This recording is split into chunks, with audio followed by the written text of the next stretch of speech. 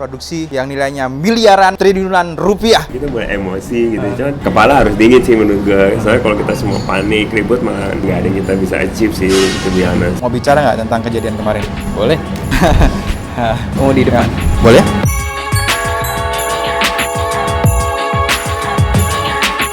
Oke, ini produksi L'Oreal kita dapat komplain lagi. Ini yang kedua. Yang pertama itu kan Syab, yang dikomplain gua. Next time hati-hati aja kayak ngasih langsung ke kita. Sekarang ini yang dikomplain adalah Jackie Sarto. Kejadian kemarin menurut gue dengan komplainnya mereka gue cukup menerima sih, karena menurut gue yang job ini agak sedikit dadakan. Digoreng dadakan tahu bulat.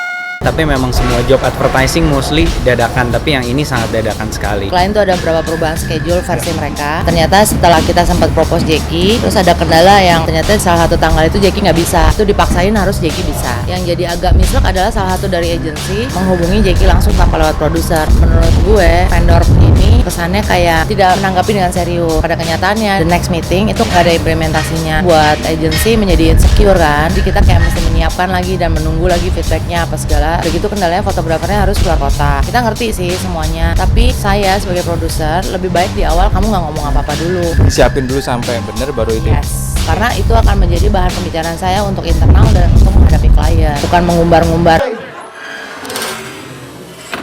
Ya saya mau ini nanti ini bisa ini apa segala. Pada akhirnya waktu udah mesti meeting, kita juga nggak insecure, tim produksi juga mungkin kelabakan, komunikasi kurang. Begitu kita lihat decknya nggak ada apa-apa isinya. Akhirnya saya bersama kreatif, tim agency, ya udah sini kita bikinin decknya. Dan apakah itu membuat lo untuk produksi ini agak takut dan tidak percaya lagi? Karena pada saat ada orang buat kesalahan, akhirnya lo nggak percaya. Oke, lo pengen jadi pragmatis, buktiin dulu, tapi di dalam proses itu lo masih agak deg-degan sehingga lo nyuruh gue untuk ada di sini. Kalau udah tenang nggak mungkin sih, gue masih deg-degan sampai sekarang. Tapi bukan berarti semuanya gue nggak tenang gara-gara tim produksi dan gara-gara fotografernya. Kalau gue sih ya ada kesalahan gue juga, mungkin gue nggak perform karena mungkin di awal-awal juga gue kemarin kebetulan gue pulang dari luar kota. Menurut gue itu bukan alasan juga sih sebenarnya. Ini untuk buat project ini agak sedikit keteteran. Gue udah lihat yang dia bikinin, tapi menurut gue itu masih jauh dari ekspektasi juga. Jadi pada akhirnya gue dan teman-teman gue membantu yang lebih masuk lah sama referensi yang kita memang aim gitu. Sebenarnya Oki juga sangat membantu dan gue hands on lebih ke detail-detail, referensi pose gitu-gitu. Gimana mereka mengatur decknya itu masih jauh dari kok begini gitu. Chaosnya banyak sih, dari vendor, dari cancel semua vendor, makeup artist, wardrobe, studio, maki-maki sana sini. Tapi overall kita akan eksekusi hari ini. Akhirnya kita regroup sih, akhirnya kita ngobrolin semuanya, kita komunikasiin semuanya biar clear. Lo nggak take over, kenapa? Jujur gue nggak menguasai treatment apapun, lighting, pose, dan mood reference. Jadi gue nggak mau untuk terlihat sotoy.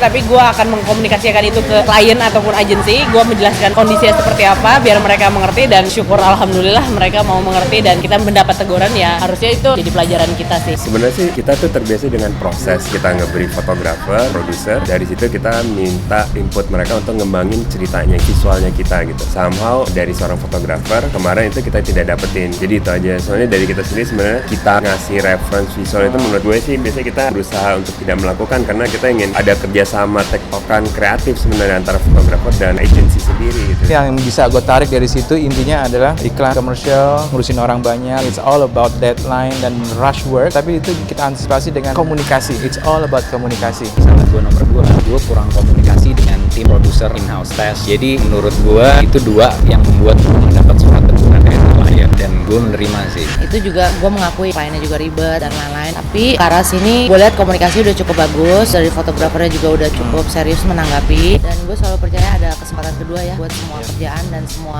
hubungan. Semua masukan menurut gue kayak membuat gue semakin maju. Kunci kemajuan adalah kalau lo nyalain orang lain, lo salahin diri lo sendiri. Gue mau jadi orang maju. Semoga di depan gue nggak kayak gini lagi. One note aja gitu. Gue mau bilang terima kasih sih sebenarnya ke timnya Pak Esi. Kita juga ada PR dengan klien. I'm sorry, production kita selalu di ujung akhir proses. Kadang-kadang klien dengan kita pressure ke tim production. Jadi thank you for being akomodatif sih sebenarnya di luar ini. Oke, thank you. Jadi gitu, kesimpulannya adalah semua orang bersalah, tapi yang membedakan adalah bagaimana lalu menyelesaikan masalah gitu. Apakah lo lari atau lo menghadapi dan memperbaiki itu. Oke, thank you. Gue Anthony Ismail dan Kamar.